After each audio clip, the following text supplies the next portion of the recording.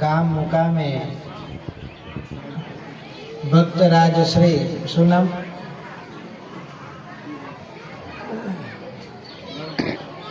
ભક્તરાજ શ્રી ગણપતભાઈ મગનભાઈ તથા કંચનભાઈ મગનભાઈ તથા કેશવભાઈ મગનભાઈ તથા અમૃતભાઈ મગનભાઈ તથા બ્રહ્મપાલ શંકરભાઈ આ પાંચેય ભક્તોની પરમ પવિત્ર ભાવના થકી આજ રોજ નવા મકાન નિમિત્તે અહીંયા સદગુરુ પરમાત્મા કબીર સાહેબનો આનંદ આરતી યજ્ઞની સ્થાપના કરવામાં આવે છે। આ પરમ કલ્યાણકારી પરમ પ્રેમ પરમ આનંદદાયી તો આરતી પાઠ યજ્ઞની સ્થાપના અહીંયા કરવામાં આવી છે। સમય તો ઘણો થઈ ગયો છે, લોકો આ ભક્તોને ભૂખ પણ લાગી હશે, છતાં 5 મિનિટ શાંતિથી બેસો તો ખૂબ સારું, કેમ કે જ્યારથી આરતી પાઠ યજ્ઞ ચાલુ થયો ત્યારથી આપ સૌ હરિભક્તોએ ખૂબ જ વાતો કરી છે, પરંતુ સત્સંગના સમયે 5 મિનિટ આપણે શાંતિથી બેસીએ એ આપણો વિવેક છે, ને સત્સંગ મંડપમાં આપણે વાતો કરીએ એ અવિવેક છે, ને એ વાત આપણે સમજવા રાજી નથી। માટે આપણે ભગત છે તો આપણે વિવેક, વિચાર, પ્રેમ, આનંદ આ બધા 16 સંસ્કાર 16 સ્વભાવ છે એને આપણે અવશ્ય સ્વીકારવાના છે, સમજવાના છે। એમ આજે બાબરી પ્રસંગ પણ છે, નવા મકાનનો નિમિત્ત પણ છે, તો સાહેબે આપણને બધાને એક ભાડાનું મકાન એટલે મનુષ્ય શરીર, મનુષ્યનો અવતાર આપ્યો છે। 84 લાખ યોનિમાંથી પાર થવા માટેનો પહેલામાં પહેલો અને છેલ્લામાં છેલ્લો અવતાર એટલે મનુષ્ય અવતાર, ને આ સમયને કોઈ ચૂકી જાય છે તો પછી 84 લાખ યોનિમાં ભટકવું પડતું હોય છે। એવો પરમ પવિત્ર આપણને મનુષ્ય અવતાર પ્રાપ્ત થયો છે। એક ભાડાનો દેશ જેને કીધો એવો દેશ એટલે આ મૃત્યુલોક, આ પૃથ્વી, આ સંસાર જેમાં આપણે રહીએ છીએ, આ એક ભાડાનો દેશ છે। બધાએ અહીંયાથી જવાનું છે એક દિવસ, એવો આ દેશ છે। પરંતુ આપણે કયા દેશના વાસી છે? તો કે હમ વાસી ઉસ દેશ કે જહાં પરિબ્રહ્મ કા ખેલ દિયા બલે અગમ કા બિન બાતે બિન તેલ। એવો સતલોકના આપણે વાસી છીએ, ત્યાંથી આવ્યા છે ને પાછું આપણે ત્યાં જવાનું છે, પરંતુ શબ્દના આધારે। એક જ શબ્દ છે, એક અક્ષર છે જેના આધારે અખિલ બ્રહ્માંડ વિદ્યમાન છે। દરેકના ઘટમાં એક શબ્દ રમી રહ્યો છે, શબ્દ સ્વરૂપી સદગુરુ પરમાત્મા। એવા સદગુરુ પરમાત્મા કબીર સાહેબ છે કે શબ્દ સ્વરૂપે દરેકના ઘટ ભીતરમાં વિદ્યમાન છે। હવે શબ્દ કીધો કબીર, તો કે કબીર નામે સતનું પ્રતીક છે।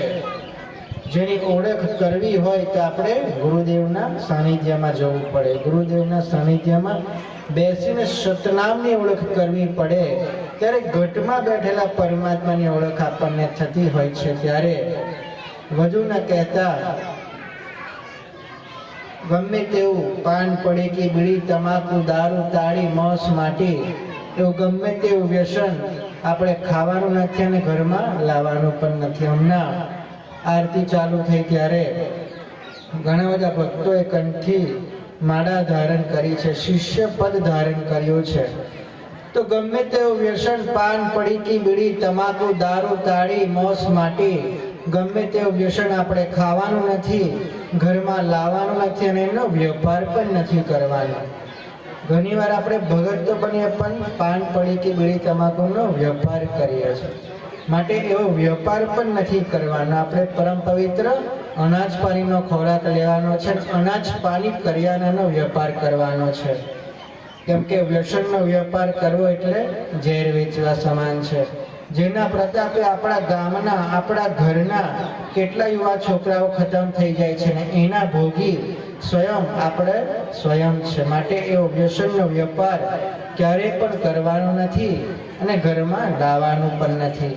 આપણા બાળકોને સારા સંસ્કાર આપજો, ખૂબ સારું ભણતર પણ ભણાવજો, પરંતુ ગુરુ ભક્તિ અને ગુરુ મર્યાદા પણ શીખવાડજો. આપ વડીલોના હાથમાં છે. કેમ કે ઘણીવાર આપણે વડીલો પણ ભૂલી જઈએ છીએ સંસ્કાર આપવાનું. આપણે ભગત તો બની ગયા પણ કંઠી માળા પહેરીને જ્યાં ત્યાં ભટક્યા કરીએ છીએ. સાહેબ કહે છે કે આત્મ જ્ઞાન બિના નર ભટકે, કોઈ મથુરા કોઈ કાશી, પાણી ને મીન પ્યાસી મોએ દેખતા આવે હાશી. આપણે કંઠી માળા ધારણ કરીએ છતાં આપણે જ્યાં ત્યાં ભટક્યા કરીએ છીએ. આ મંદિર જઈએ, પેલા મંદિર જઈએ, આ તીર્થ જઈએ, બીજા તીર્થ જઈએ. પરમાત્મા ઘટમાં બિરાજમાન છે, તારું આત્મ જ્ઞાન અધૂરું છે. ને આત્મ જ્ઞાનને સિદ્ધ કરવું હોય તો ગુરુદેવની સહાય કરી શકે છે. ગુરુદેવ સિવાય બીજો કોઈ આશરો જ નથી. દાદા ગુરુ જયરામદાસજી સાહેબ કહે છે કે ગુરુપદ અધિક જાણજો, સૌથી છે બળવાન. જયરામ કહે રામ અને કૃષ્ણજી પણ ધરતા ગુરુજીનું જ્ઞાન. આવું ગુરુદેવનું પરમ જ્ઞાનથી આપણને ઘટમાં પરમાત્માના દર્શન થાય છે. માટે વધુ ન કહેતા ગુરુ દરબાર માંજલપુર કબીર મંદિરના આપ સૌ હરિભક્તોને ખૂબ ખૂબ આશીર્વાદ. આપ સૌ હરિભક્તો ખૂબ જ પ્રેમ ભાવથી દરેક મહિનાની પૂનમ અવસરે ગુરુ દરબાર માંજલપુર કબીર મંદિરમાં દર્શન ભાવ માટે અવશ્ય આવજો. આખા વર્ષમાં 365 દિવસ હોય છે.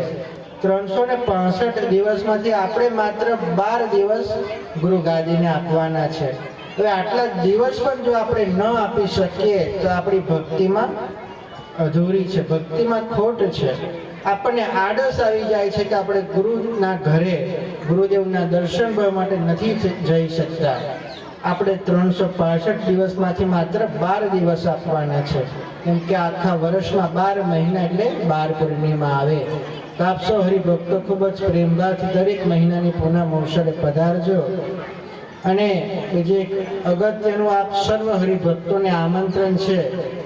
આપણા કબીરવડ આપ સૌ હરિભક્તો અજાણ નહીં હોય, કબીરવડમાં આ કિનારે મંગલેશ્વર ગામમાં નવનિર્માણ કબીર મંદિર થઈ રહ્યું છે. ત્યાં જાન્યુઆરીમાં પહેલા મહિનામાં તારીખ 1/4/2025 4/1/2025 જાન્યુઆરી 4/1/2025 ના રોજ પરમ પૂજ્ય મોરારી બાપુશ્રીની રામ કબીર કથા ત્યાં યોજાવામાં આવી છે. 1/4/2025 થી 12/1/2025 9 દિવસની આ કથા છે. તો આપ સૌ હરિભક્તો ખૂબ જ પ્રેમભાવથી ત્યાં કથાનો રસપાન કરવા અવશ્ય પધારજો. અને આપણને સેવાનો લાભ લેવો હોય તો ત્યાં સ્વયંસેવક તરીકે સેવા અર્પણ કરવા પણ અવશ્ય પધારજો. કેમ કે મોરારી બાપુશ્રીની કથા ખૂબ મોટા પાયે યોજાય છે ને એ કથામાં આપણને સેવાનો લાભ લેવો હોય તો અગત્યનો અવસર છે. કેમ કે બીજે બધે તો આપણે સેવા આપી શકવા ન જઈ શકીએ. માટે તારીખ યાદ રાખજો, 1/4/2025 થી 1/4/2025 થી 4/1/2025 થી 12/1/2025 માટે જાન્યુઆરી યાદ રાખજો. ગુરુ દરબાર માંજલપુર કબીર મંદિરના આપ સૌ હરિભક્તોને ખૂબ ખૂબ આશીર્વાદ. આપ સર્વનું જીવન નિરોગી બને, નિર્વ્યસની જીવન બને ને આ જીવન ભક્તિમય બની રહે. આવા આશીર્વાદ સાથે હું વિરમું છું. બોલીએ સદગુરુ સાહેબ કી જય, સત્યનામ સાહેબ કી જય, બંદગી સાહેબ.